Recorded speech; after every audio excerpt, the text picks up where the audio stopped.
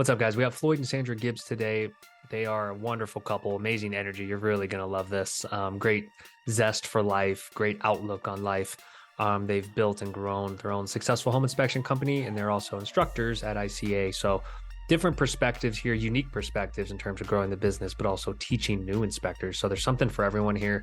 They are a multi-inspector company, so they teach new inspectors how to get in the business and grow and be professional, but then they're also experiencing challenges and learnings in terms of what multi-inspectors face. So there's something to learn there. Couple updates for you guys. We're in March already. Hard to believe. It's been a tough couple of months for a lot of companies out there. And I just wanted to kind of reiterate some of the things I'm hearing at conferences, some of the things I'm hearing from multi-inspector companies that are weathering the storm. Some of them are actually thriving in these environments because they're gaining market share. They've put work into their branding. They have that brand awareness. So a little bit of an encouragement for new inspectors or for anyone that's down and saying that there's no inspections out there. There still are. There are inspections out there. There are fewer, but with NAR still forecasting, 4 million homes to be sold this year, there's still market share to gain and there's still agents to meet. So I encourage you to hit those open houses. Get on social media, start interacting with these agents that are still busy and still doing transactions, because it is happening. And we saw a big boost at the end of January, early February across the network, because when interest rates pull back a little, buying activity kicks up, and you want to be in position ahead of that. You don't want to wait until the homes are going under contract. It's too late at that point. The agent is already contacting who's top of mind, who they've talked to recently. And same with buyers. They're doing their searches. And if you don't rank in Google or don't have those reviews, you're late. So I want to encourage everyone to get proactive and prepare for maybe later this year when interest rates find their home, wherever that is. And when mortgage rates find their home, wherever they settle in at, you want to be ready. You want to be in the game. You want to have your website top notch. You want to have your automations dialed in. You want to have your processes down.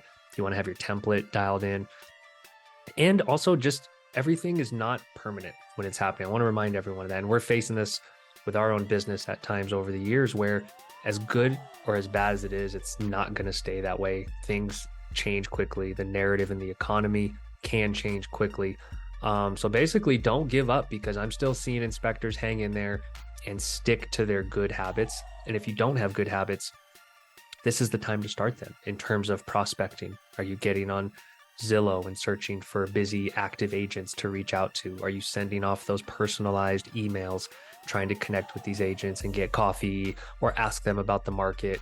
You got to stay top of mind, and this is the time to be resilient. This is the time to stick to it and continue to focus on taking action every day when you wake up, not the fact that the phone's not ringing. Because for some of you, the phone is not ringing because you are not taking action, because you're not putting your name out there.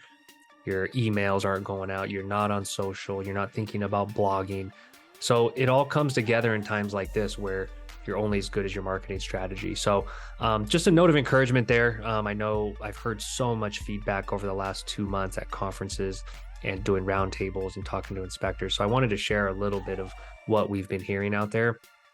And so whether you're adding ancillary services, whether you're doubling down on your customer service or doubling down on your marketing and your strategy to reach out to agents every single week, making those calls and sending those emails, stick to it and amp it up. I think it's not only the time to stick to it, it's the time to 5X it or 10X it if you want to get results in a down market, because it's all about grabbing market share and meeting those agents, because there are inspectors dropping out of the business every month, and you want to capture those agents that they were working with.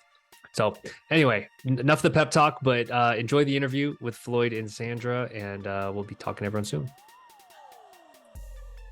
Cool. Well, Floyd and Sandra, welcome. Thank you for joining me on the pod.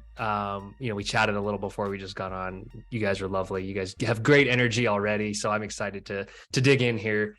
Let's give everyone a quick intro to you both, kind of where you sit in the industry, kind of how, why we're here. All right. Well, I started this business 24 years ago as a home inspector, and to help people and never look back.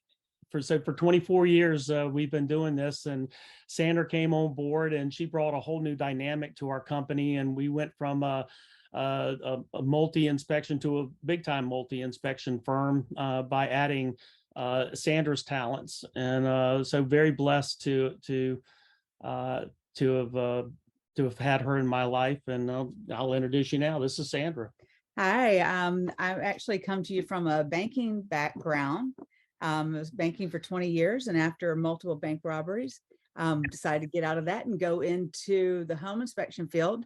Started out as a contractor with our company, and determined that I really enjoyed understanding a little bit more about the houses, and kind of the passion just kind of struck me. And Floyd and I've been working together ever since. We've been together for 15 years and love every minute of it.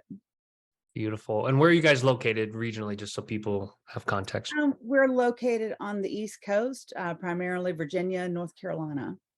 Okay, great. And how did we get connected? I'm sure people want to know. People always want to know, like how people, what their connection to Spectora is, or whether it's personal, conference. Well, that's a great question. We teach pre-licensed home inspections and continued education credits and across the country, and just love giving back to people. And when your program came out, it's something that was very well needed. A really top-notch program that really hit all the marks, and y'all's did. And as everything was coming in as positive, and our students were asking us, who do you recommend? Well, I've been for 24 years. I was with a different company, and yes, we decided to turn to Spectora, and we are very, very pleased that we're able to use Spectora products in our company. And we train for ICA across the country, the top, training company there is. If you want really personal, great training, that's exactly who you need to call. It's very comfortable, great people, just like you are, just like your company. We're all family owned, and we want to take care of people. Big time. When did you guys get into teaching? Was it a passion? Did you stumble into it? I'm always curious when people make that transition to. Oh yeah, her fault. Well, we started out with teaching continued ed for realtors and helping them to understand why a home inspection was so important, and what bridge we needed to gap there, where they had the negative vibe about what a home inspector does, and we don't want to be able to deal killers, and what we needed to do to help show them why we're there to help them and their client. So after that, I had some goals for us as a company, that I wanted Floyd to take the knowledge that he had harvested over his number of years. He's also a Class A contractor. And I wanted him to take that and utilize it toward helping not just our clients, but as many clients as he possibly could. And the best way to do that was to educate them, to get into the pre-licensing and CE courses. So we started out with teaching CE courses in North Carolina back in 2014, and loved that every minute of it. And an opportunity came up for us to teach for ICA. I sent him out to Chicago. We did an interview, and they said, boom, we want you to work with us. So from 2018 on, that's what we've been doing. We still have our home inspection company and help our clients on a daily basis for that. But now we teach the pre-licensing for them. And what, because I'm curious, because some inspectors, not you all, obviously have the mentality of, oh, I'm training either my competition, but I think next level thinking is saying, hey, if we can make the next crop or generation of home inspectors better, it raises the whole industry, I imagine. Absolutely. So like, what was that, your mentality that is there? our goal. Yeah. That's our goal from the day one. Was we don't look at anybody else as competition. We've got to make sure that everyone that's out there understands the value of a home inspector and what we bring to the table. And by being able to show all students that they need to bring that same value and elevate the whole profession is what it's all about. Yeah. We measure our success by our students' success. We love hearing those success stories from them. I talk to most of our students on a regular basis, helping them out with questions, concerns, as well as giving them mentorship with their new business. And many may not know this, but I think still about half the states, there's no state regulation. And so education becomes so important, even more so in those states where you could roll out of bed and try to be a home inspector, right? It very much is. You know, I want to give back more than I could possibly imagine, and this is the avenue to do it. Uh, in our classes, we teach the theory of home inspections, and that is Mm, where you get involved in the house. It's not a box of bricks. You know, if you and we have a statement that if you treat it as a job, you're going to make mistakes. If you treat it as a passion, then you're going to do a great job every mm. time. And that's what we teach is passion. Be passionate about, you know, to all of our listeners out there, how many families does a home inspector change in one inspection? How many families get changed? Their lives get changed in one inspection. What do you think, Kevin? You got the buyer, you have the seller, you have the buyer's agent, the listing agent, and ultimately your family. Every single inspection that is being performed right now, there's 5 families that are going to benefit from that one inspector's great inspection report and inspection. I absolutely love this because I think sometimes the industry can be either reduced to just contractors going through and telling you what's wrong, whereas like there's such a bigger place in the transaction when you think of it that way, of course, you know, and these are real relationships with agents and buyers. And I think we need to tell those stories more, frankly. So I love that you guys teach from that perspective. I think that's really refreshing. And think about this. You go into a 1972 house. How old is it? It's 50 years old. Can you imagine if those walls could talk? The love that is given, the history that's it wants to tell you a story. Every house wants to tell you a story. It's just a matter of, do you want to really talk to it and listen to it? And if you can enjoy a home inspection that way, by treating it as a person and getting to know it like your first date, I guarantee you didn't see anybody else in the room except that date. That's when I go on an inspection, Sandra and I, that is our date. And we will absolutely enjoy. She might not give up her secrets right away, but at the end, Yeah, you're gonna find them. Yeah, exactly right. And then enjoy documenting and putting it down and helping this family understand what they're buying, not whether to buy it or not to buy it. right. But you know, I want to tell you a story real quick. I did one in Newport News, Virginia, and it was in a not a good neighborhood. And I got to the house and it had all kinds of issues. It was 1,000 square foot, basically piece of junk. I was not in the mood. It was a rough morning already. And I was in a hurry and I was getting carpal tunnel writing everything down. And I was there early. And I hope all of our people listening do get to your inspection early, at least 30 minutes. It matters really a lot. And, you know, I heard that my client get out or somebody get out of the car and came up behind me. And I turned around and this 6'6" guy sitting down, staring down at me. And he said, I'm buying this house. And I had 2 things I could say. And that is, what are you going to do with this piece of junk? And what I did do, and I said, congratulations on your brand new house. And he just looked at me and he started crying. And I mean, bawling. He literally was bawling. And I'm like, you know, sir. And he grabbed a hold of me and he hugged me. And I said, yes, sir. He said, I'm the first one in my family to ever be able to afford to buy a house. And then here comes his parents, his father. You should have seen him and his father hugging, and his father saying, I'm proud of you, son. And we don't know why they're buying it, but we've got to appreciate that maybe we might not live in it, but that's another family that is buying it for reasons that, and then his uncles came out of the car. And everybody's going to fix this house up, and everybody's high-fiving and hugging and crying. Oh my Lord. So treat a house as it really deserves. It has a history. And see, we teach history. And every house has a history and has stories. If an inspector will go there and start treating a house this way, he will find the passion in this business, and the money will flow in. If you're only in it for the money, to me, you missed the boat. First of all, I've done 103 episodes. That was one of the best stories I've ever heard. Do you tell that story in classes? Do you tell new inspectors versions of that, or you know? For 24 years, you think I have stories? Home inspectors have stories? No. I've done over 20,000 inspections. The amount of people and the house isn't an issue. And everybody that's listening knows this. The house we can deal with, it's the people. Right. That's where the issue comes in. And so the theory that we teach in our classes is about how to work with all parties, because a perfect inspection is not that you're perfect like Jesus. A perfect inspection is when you did your best and you can look in the mirror and say, congratulations to yourself, and everybody reads your report, heard what came out of your mouth, and says, that's a guy that I can be proud of. Or a woman.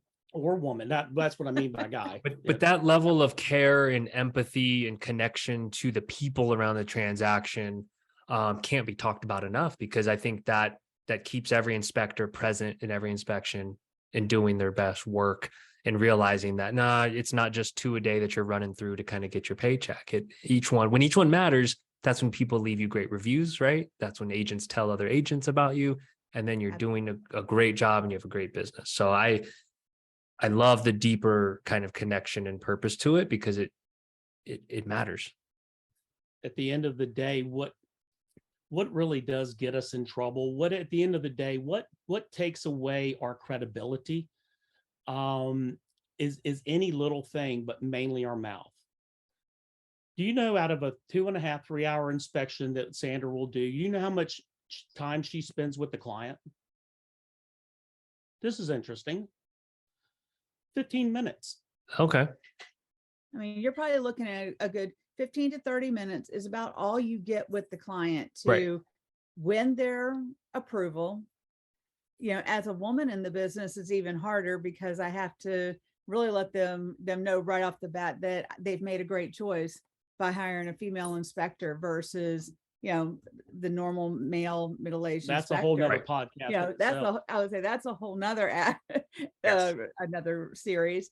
However, but you only get a few moments to be able to read the room and see, how do I need to proceed to make sure that make sure everybody's comfortable with what I'm doing, but also be able to tactfully keep them entertained while you're able to do your job without being interrupted.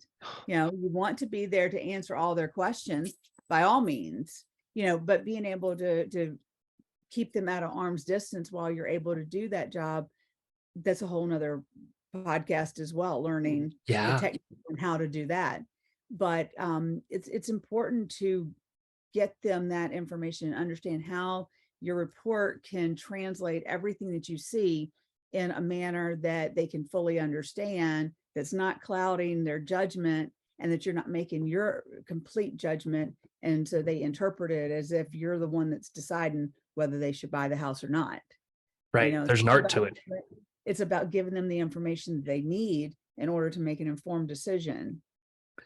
Oh, so I have so many questions here, but namely, clearly you all have figured this out and learned this over your careers. When you're teaching new inspectors, is this part of the curriculum? Is there sections primarily on kind of the art of communication, in understanding these things, or do they just have to go through the reps? Do they just have to kind of learn it over the course of years?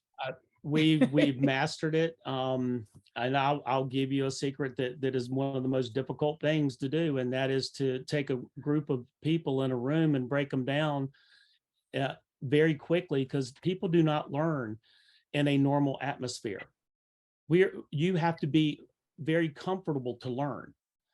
And so what we do is we look at everybody in our room and we tell them, y'all are family. And that's exactly the way we treat it. We're here to help you, but you've got to just now relax, be who you are, be open up and be who you are. Now that's a whole nother podcast. when you ask somebody to be, but then when you do, Kevin, they open up.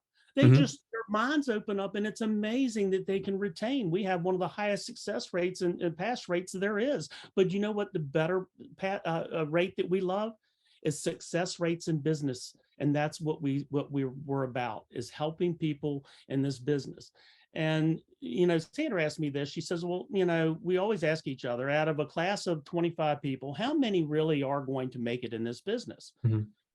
And, as everybody that's listening, it's not easy.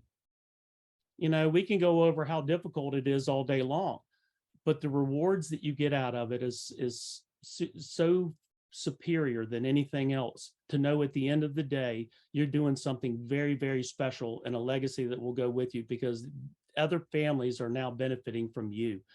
And that's an amazing thing to know that you're able to do that every day.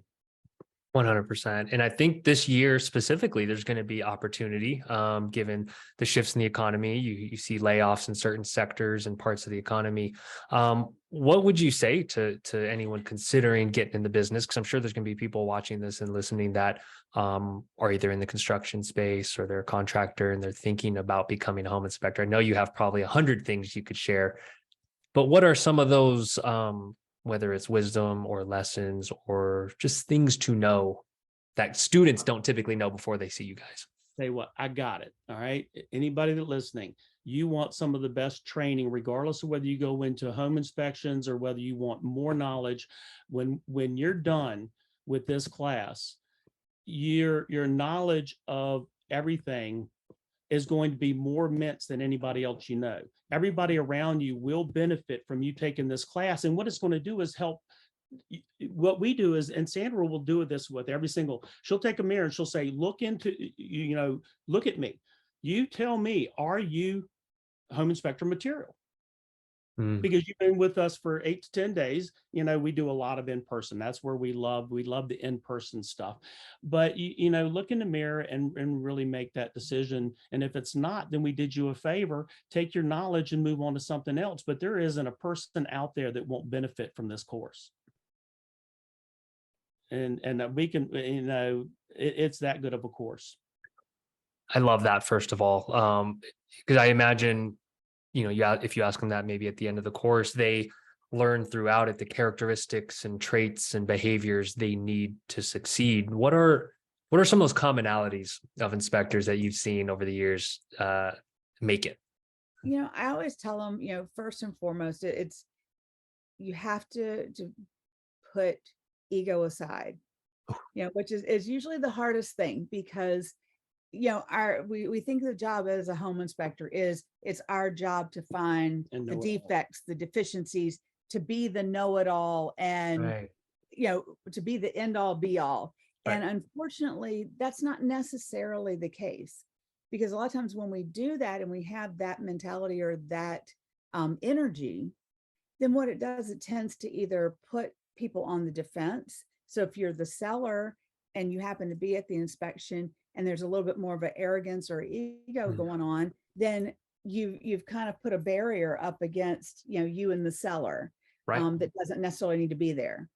If you're trying to impress maybe your client that you know everything and you're going to find everything, sometimes you can put blinders on to where you are so picky that you document every little thing, but that one thing that you didn't catch, then it's going to come back to bite you, because they were like, well, he or she caught all of this, but they obviously missed something great. Hey, Kevin, I got a question for you. Who would you rather do an inspection with? Who would you rather trust and hang out with? Your brother or a stranger? My brother. Okay. In most cases, that's correct too. If you said sister, I might disagree with you. However, that what I'm getting at there is Sandra was right. We only have 15 plus minutes to gain their trust, and you can't do that on a good day. And yet you've got to do it with a client. We teach that you don't get it by being technical. You get it by being caring. That it is and people feel that when you just say, hey, congratulations on your new house. I'm going to go through it real good for you. I guarantee you, you're family to me. It's like we're buying this house together. Right. Let them really get that feel. And there's a lot of little statements that can be said like that we've come up with over the years that work out really well. But treat them like family, because at the end of the day, if they see something that you did not, and how many people are going to see something in 30 days that they feel like that maybe you might should have told them about? Just about every one of them. Everyone, yeah.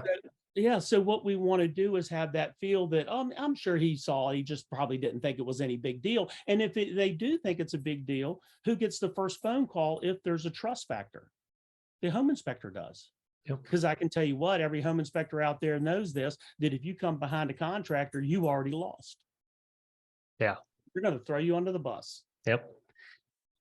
I love that framing because yeah, people tend to give the benefit of the doubt to people they know, like, and trust, right? And I think you make such a great point of that 15 minutes you have. How do you build rapport? How do you build trust? And it's with care. And I think that message cannot be repeated enough. I guarantee there's experienced inspectors listening to this that need the reminder of you can't bust through that with technical jargon because home buyers are only getting younger.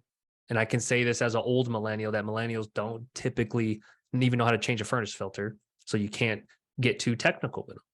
You have to level with them and speak in terms they understand. And that's tough for a home inspector to do because most home inspectors out there are technical, Right. and they talk like robots. They talk to them like, okay, yeah, let me let you know what's wrong with your. Get over that. Break down and treat the person in front of you as if they are your loving family, and that you use all of your talents and all of your ability for 3+ hours to give them everything you've got to make sure that they are very well informed of what they're buying. I think of you guys as like house doctors. Like doctors know a ton of big words that the average person doesn't understand, but their bedside manner, they break it down in ways we can understand when we're laying there, right? And I think of you guys as the same. And so you can pick up that really quickly from your doctor, from anybody you come across. You can pick it up just as quickly. So why can't our clients pick it up too?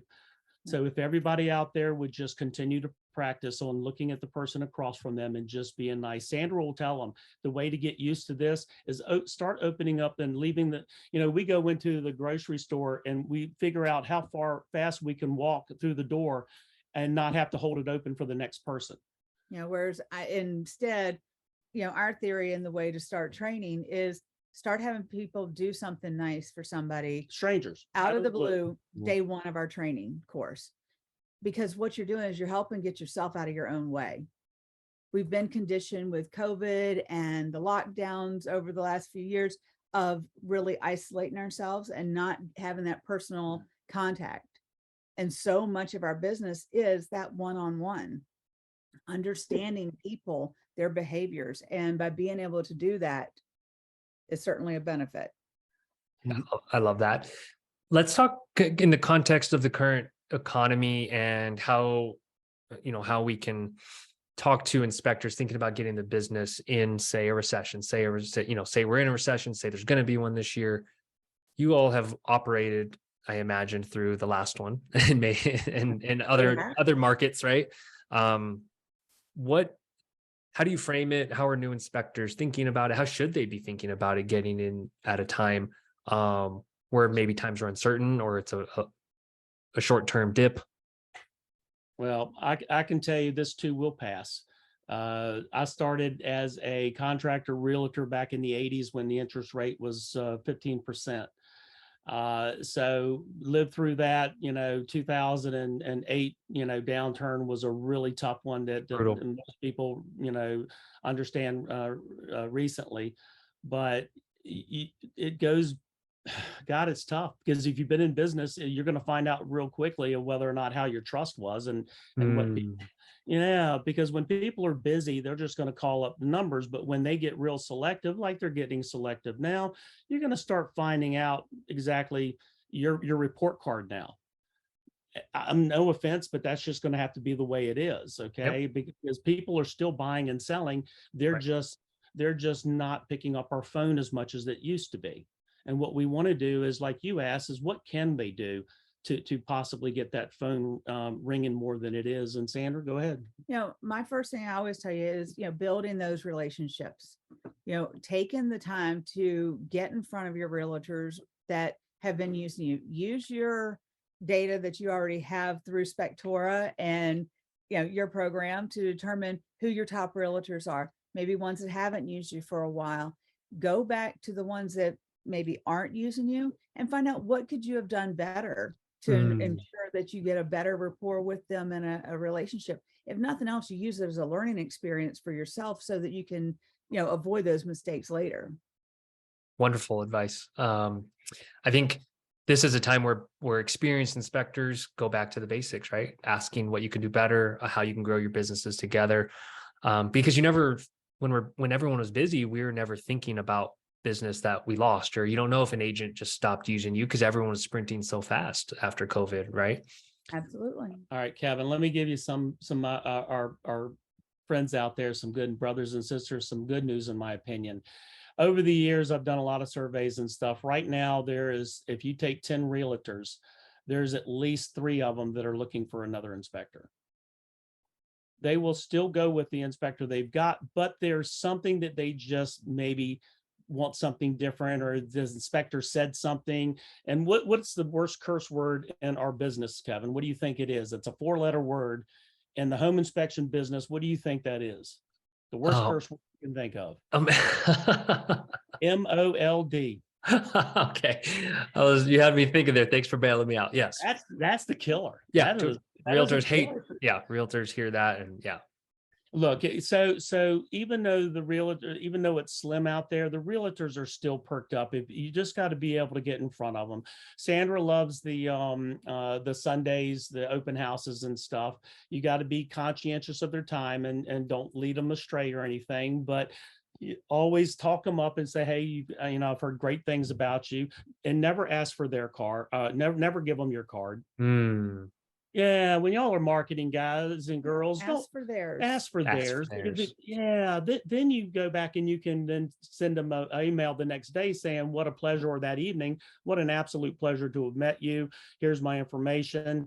And now you've got it started. All you need to do is get it started, and then you cultivate it. Don't wait too long to go back and hit it again. If you do, you're going to lose that contact. Don't be pushy, because you'll lose it that way too. You've got to be able to wait your turn. If you cannot wait, then you need to find another job or some way of getting your money. But don't sound, dire straits of that you're not going to be able to feed your family unless they give you an inspection, because they can sense that real quick. Yeah, let's talk about that, because you all have started a business. I've started a business clearly, and early on, it's so hard to fight off that you really need this to work and that you want this to work. What are some strategies or ways inspectors can kind of fight off that like desperation mentality? Because you're right. When someone feels that, I used to be an agent. When you'd hear it, you know it, and there's no chance. So, yeah, how do inspectors shake off that imposter syndrome when? Well, I know one thing that, a common mistake I think that a lot of inspectors or new inspectors do is they try to be the most value priced Mhm. inspector out there. And what that does is it just kind of degrades the whole industry. Cheapens So it. Yep. make sure your pricing is comparative with every other inspector that's in your area, but maybe find something that sets you apart, whether it's an additional service that you offer that maybe is not offered in your area, Mhm.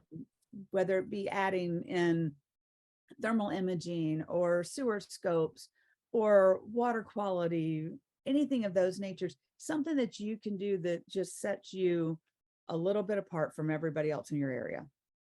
I love this because unique value propositions, right? Like new inspectors, it's like the conversation we always have, and you guys put out, great resources and content on this, as do we, of saying, think past the basics of, oh, I'm thorough. I look, it's like everyone's going to say they're thorough and great with customers, but how do you take it a step further? And Floyd, I want to dig into what you said of either telling that story a little deeper of how you treat it like family, and that you're treating it like if your grandma was moving in that house. I think inspectors have trouble with that sometimes, right? It's not their forte to market or sell. And so I think, Box of bricks. That's yeah, what they look at it, Kevin. They do. And that's what we really would love to our brothers and sisters to spend more time and understand that is more than a box of bricks. It is a home. And let me put it to you this way: be the goddamn inspector that you would want to hire.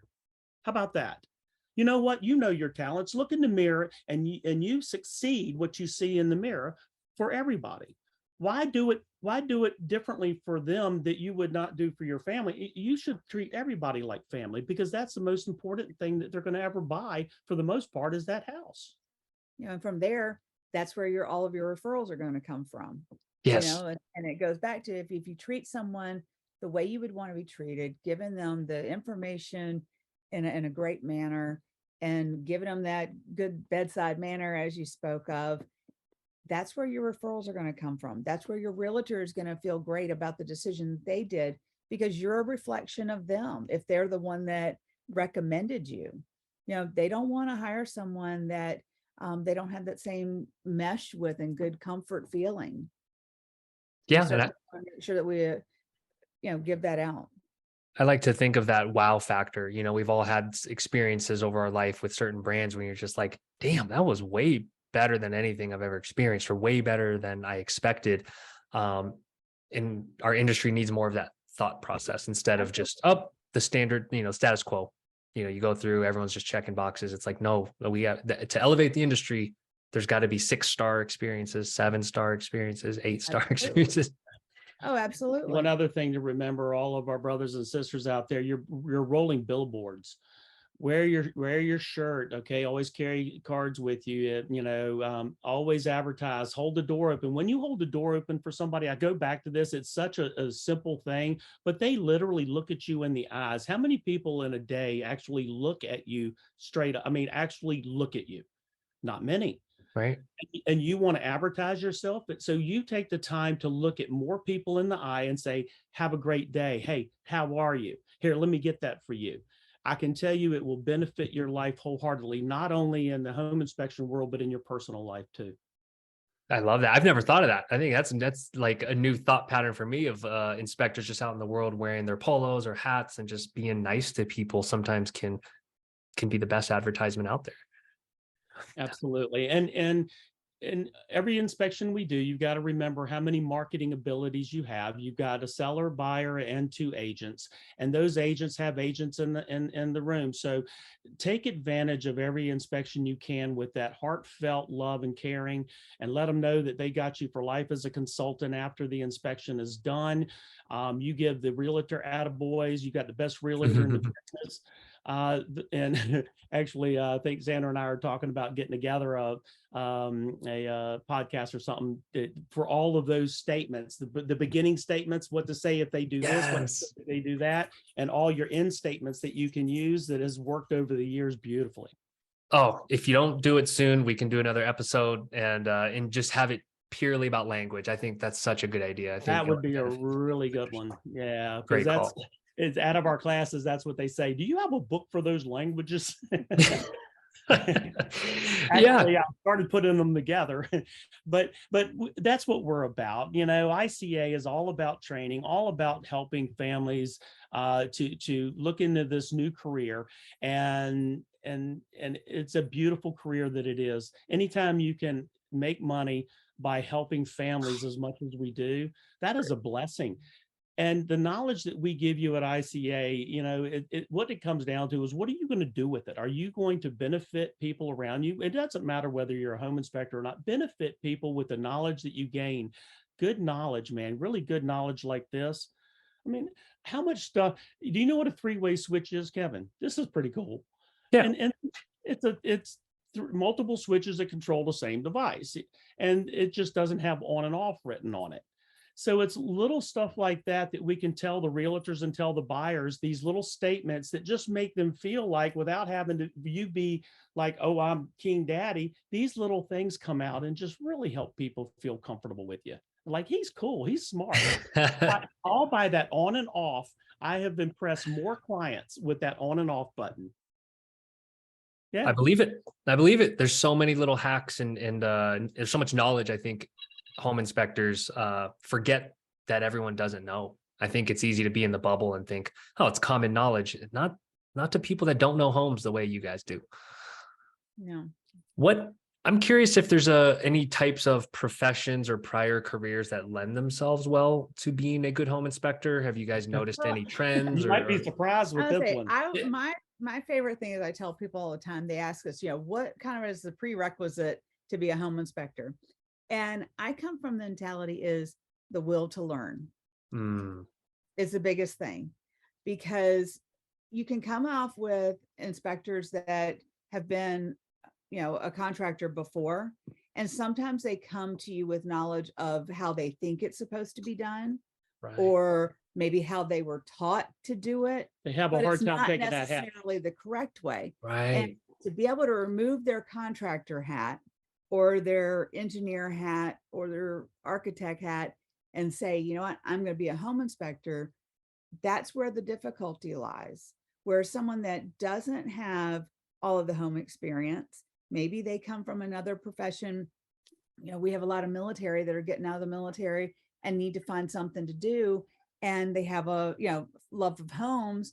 And this is a way that they can get into it. I love having that person that has that fresh perspective, the sponge that we can just pour information and they just soak it up so much. And they have the desire to help people, the passion for the industry and their new career, and they are soaring. You know, Beautiful. once you can break down the contractors and say, hey, you know what, you know a lot about plumbing or electrical or whatever trade you were in, but there's so much more to this than just that. Once we can get them to open up and understand that, you know what, you're right, I have a lot to learn, then their level of success goes through the roof. So humility, I'm hearing the will to learn, humility. I really like that. And it's hard when you know something really deeply, like say plumbing or HVAC, right? Because you want to show people that naturally. You want to like dig into the details, but this industry is so much about communication and the way it's conveyed to buyers. And I trust me, I get it. It's hard. You got it. You got it really good. I mean, you understand it fully. And I hope our listeners out there do too. You know, if I could say anything to anybody, it would say, why don't you start tonight, look in the mirror and start a fresh start. And if you want to make a change, why don't you make a change in your own personality and be nicer, be opener, more open, put your shirt on, you market yourself, be proud of who you are, that you're out there helping families, not out there trying to beat the streets for money. It will come across that way. People will feel it and say, hey, how are you? What do you do? You own a home inspection, but where's your card? Give me your card. Yeah, that's what it's about. This is so good. I love this for new inspectors or people thinking about getting in the industry. So are there things you all learned early on with the home inspection company that you've built that you kind of teach through through ICA? Like, are there some early lessons that you could just, you know, if you think back to the early days of kind of like what really made first thing that comes to my mind is own your mistakes. If you make a mistake, you know, listen to it, get your, you know, your ducks in a row, but make it right. You know, running from it or saying that you didn't make a mistake or, you know, sometimes I even say hiding behind the SOP is not your best friend. You know, and that's, as a new inspector coming out, you know, you may not have the financial backing to be able to give refunds and do things, but you can try to do your best to make it right with the client, make it right with the realtor. Even if you decide that, you know, it's not something that you're going to give a refund on, just understanding what you did and how you maybe could have done it better and communicating that to your realtor and to the client is definitely the way to go. I mean, I can remember, you know, my first, you know, if I was like, I didn't want to answer the phone thinking, oh my gosh, did I do something wrong? But once I realized, you know what, I go in, I do the inspection in the same manner every time. I'm very thorough with what I do. I'm very methodical in the way that I do it.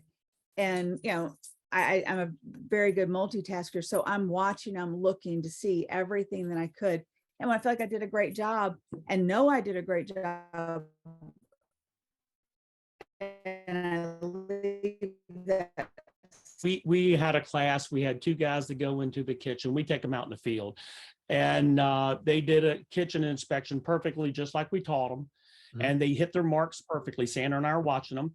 Both of them came out of the kitchen and they were like, okay, they're all happy. You know, we're done. I said, you finished? Yep. Sandra says, if I go in there, will I see something that you didn't? The smile went off their face and they literally looked like they're going to cry. They're like, like just a blank stare. Maybe so. You know what Sandra told them? Get their ass back in the kitchen. Go back in. And you should never leave a room or the house until you feel like that You you've done know.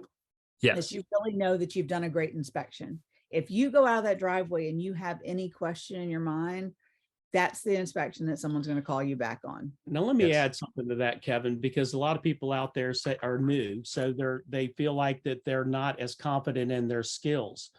Well, we teach this in our class, and I want to teach this and tell people out there. Be comfortable with the skills that you know, and know that you're going to be smarter tomorrow than you were today, but don't let that keep you from being the best you can be today. And trust it. Trust, that's how I've learned. Have I made my mistakes? Oh my Lord, 24 years of doing this? Yeah, Absolutely. yeah. Yeah. But like Sandra says, I step up to them. But at the beginning, I wasn't answering the phone because I knew, I just wasn't confident in myself. And it wasn't my knowledge. I wasn't confident in my process. Mm. Evan, if you put yourself in a position to see the house, and then you've done your job. And that's all anybody can ask of you. And then after that, it comes down to what is your warranty. And I know in our business, everybody says we don't give warranties. Well, I can tell you right now, everybody out there listening, your warranty is your name.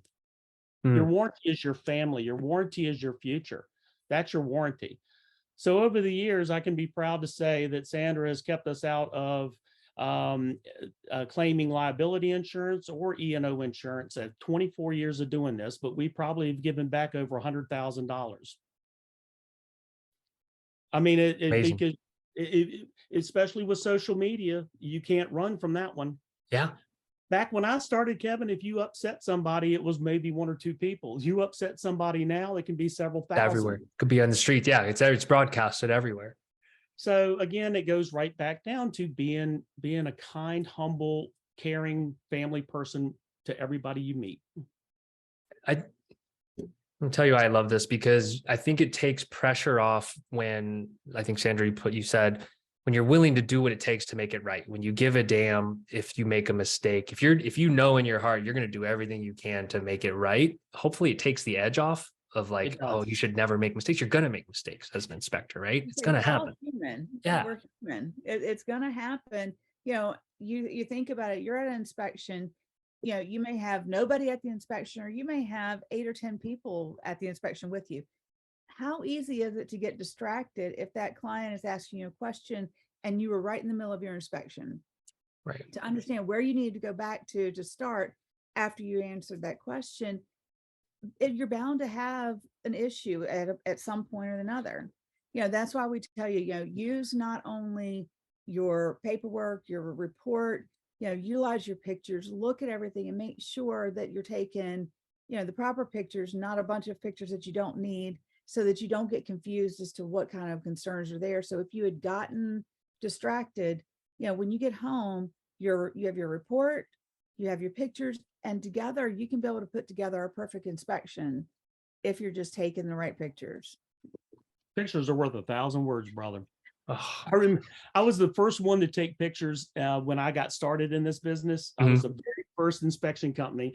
I took my little camera and I was taking pictures of the kitchen, and this, bless her heart, this old lady sitting at the table, she was a piece of work, jumped up. Why are you taking pictures of my house? You're going to come back and rob me. She went and, no, Kevin, she went and got the phone and called her son, which was an attorney. Wow. And the buyer and the realtor's eyes are this big, and she said, Floyd, are you allowed to take pictures? I said, I don't know. It's the first time I've ever done it. Yeah, I hope. And the attorney got on the phone and said, yeah, this is Floyd Gibbs, inspections. Can I help you? He said, are you taking pictures of my mama's house? I said, yeah. He said, you can come back and rob her. I said, sir, have you been in her kitchen lately? He said, are they still the old green appliances? I said, uh-huh. He said, get the phone back to my mom. True story. And he ended up having her to leave the house. But no, pictures are worth 1,000 words. And I've taken millions and millions of them over my time. But she's right. If you can perfect your picture taking, it takes a whole lot off of you. Yes. And I think that's a underappreciated piece to the liability is the pictures are worth more than a block of text that could be misinterpreted. I've heard that so many times from lawyers in the industry and the E&O partners of saying, like, pictures with arrows cannot be denied, but the way you say Absolutely. something could be debated in court. You know, I took Absolutely. a lot of pictures when I've done everything.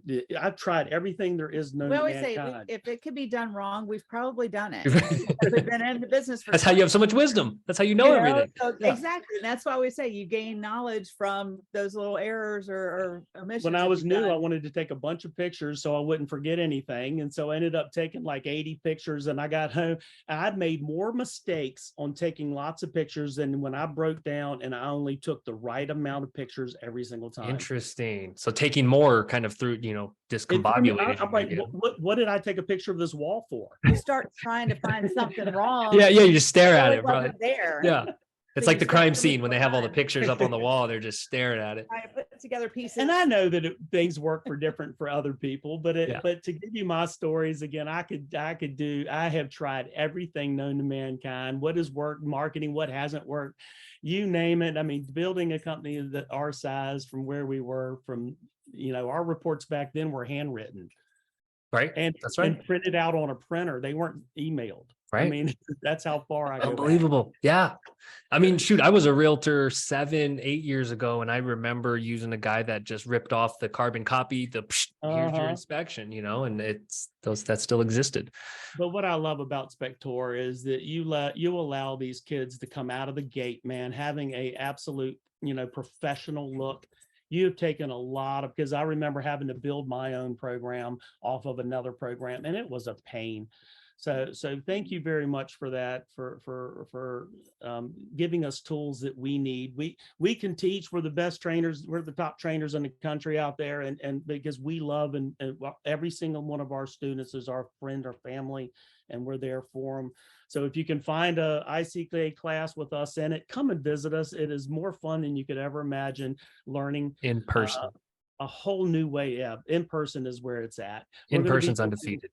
Oh, it really is. And North Carolina is probably one of the top states, in my opinion, that has a course. If you want to take the best course, it's North Carolina. North Carolina. Okay. 10 full days straight in a row, and we take you out to 8+ houses and in classroom training. I mean, it's huge, but and accessible, up in, basically east of the Mississippi. That's not too far to go to get to NC. Yeah, if you can ever make that, if you can muster that, I think it's only $2,400, $2,500, but you get all of that. It's the best training you could ever get.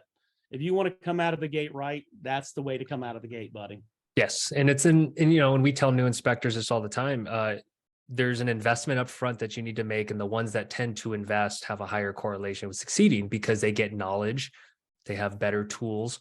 Obviously, we're biased on the software front. It's like you have to treat this like it's going to be your long-term profession. I think the ones that think they can kind of tiptoe in and see if it works out, it's a little tougher, right? It puts them behind the 8 ball a little bit of not having the training, not having the tools. Well, I tell people all the time, it's like, there's people put value on college education. Right. They don't have a problem with taking out student loans and things to get a degree. Well, why not take that same money and invest it in yourself and your business and your success? I think that we as a culture, we don't instill that in people as much. It's easy to say, oh yeah, go get a student loan. We have 3 children personal that loan. have student loans. Very and 3 of them aren't working in the field that they went. Right. But at least with this, I mean, take that same money, go get a personal loan if you need to, and say, you know what, I'm going to invest $10,000 to $15,000 in myself. You're the best investment out there. The stock market, there's no guarantees, but you know what, if you have faith in yourself and your ability, you can do anything. And then you pair that with, having the proper training and the best software out there that is already given them leaps and bounds above the rest. Yeah. They've got your canned comments. They've got things that are going to make you look even more professional than you could ever imagine, because your company's already put that research out there for them and already know what they need to write. What better investment could you do? I wish every high school kid that, is questioning college could watch this, because I agree with you when you look at the cost of education and the types of jobs that they may or may not get after spending 200K versus 10 grand. What you just said could Exactly. build you a career and a life. Oh, It's insane, right? It's for a fraction, for like 5% of the cost. exactly. Yeah, our career, what we do in this business is beautiful, because you've got office work, field work. You're dealing with you're challenged every day you wake up, and the challenge is how much nicer, or how much people you can put around you that look at you and go, wow, that's a good person, because that's what you want, because then the realtors are going to flock to you. Positive is going to attract positive all day long. So you guys get double feel goods by training people through ICA, but then through your own company, raising, bringing up people, building up leaders. Let's just take a few minutes to touch on, before we jet. I want to be mindful of your time, of your business, of how it's been, teaching inspectors, growing people within your organization. Like, how is that different, obviously, than teaching at ICA? Well, I think that we take a different perspective, because when we look at bringing on somebody to our company, we're just not there trying to fill numbers. It's not, for us, it's not about just that growth. I want to add one person so I can do 10 or 15 more inspections a week. We look at the person from inner person. How are they going to mesh with the values of our company, the mentality that we have, the structure that we put within our company, but also, how much we have that we can give back to them, because we're working with them on growing their knowledge. We don't expect them to know everything when they come out of the gate, but what can we do to help mentor them, and learning that, yes, are they going to be with us forever? Not necessarily. If you can get an inspector to stay with you for a couple of years, then you're doing something great. We are very fortunate that most of our inspectors, that once they come on with us, because of the culture that we've created and the family atmosphere that we do, most of our inspectors decide to stay with us until they decide that they want to go out on their own and build their own company. We shake their hands. We shake their hand and tell them, congratulations. We're glad that we were able to play some role in that for them. But it truly is about being able to mentor them and keep them understanding why they got in the business. Most inspectors forget that. They wanted to get in it because they wanted the family time, to be their own boss, to be able to make a good living for their family, to do something different. And we are so fortunate that we've been able to be a part of that for so many. We have a student that was in Arkansas that wasn't sure what was going on. He borrowed money to take the course. And from there, he has been in business now, I think going on 2 years, and he's going to be completely debt free. Wow. At the end of this year, or by middle of the summer, he told me. And his family has a whole new lease on life, but it's all because of the way that he does his business and how he cares for his clients. For us to get a text message, hey, thank you so much. Your training just helped me get this realtor firm.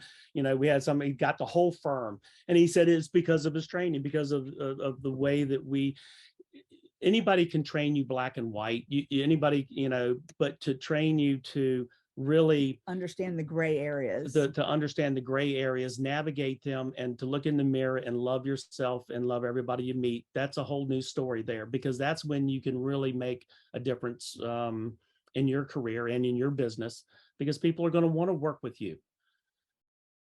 You guys have been a pleasure to chat with. You have to promise me we'll do another episode in the near future, because you just exude so much, whether it's gratitude, good energy, whatever, universal vibes, whatever you want to call it. It's it attracts people to you. I can tell, and I can tell it has so much to do with kind of your success, and you seem happy. It's all these great things that I think this industry can bring, but also it's just who you two are. I'm learning. So thank you for spending an hour with me, and let's do a part 2. I think people are brother, we really appreciate it. Really do. And love everybody out there. Y'all have a great day. Keep your head up. And If anything that we can do to help you, you can reach out to us on Facebook or anywhere. We're there for everybody. I will Y'all are link. all family. I will link to just where to contact you guys in the descriptions of this pod, so people know whether it's the website or Facebook. And then I'm sure you'll be getting some people reaching out wanting to network. Absolutely. That's what we're here for. We'd love to help Awesome. them. Well, thank you all. Kevin, Appreciate God it. It was bless. Have fun. a great day, and thanks again. All Thank right. you.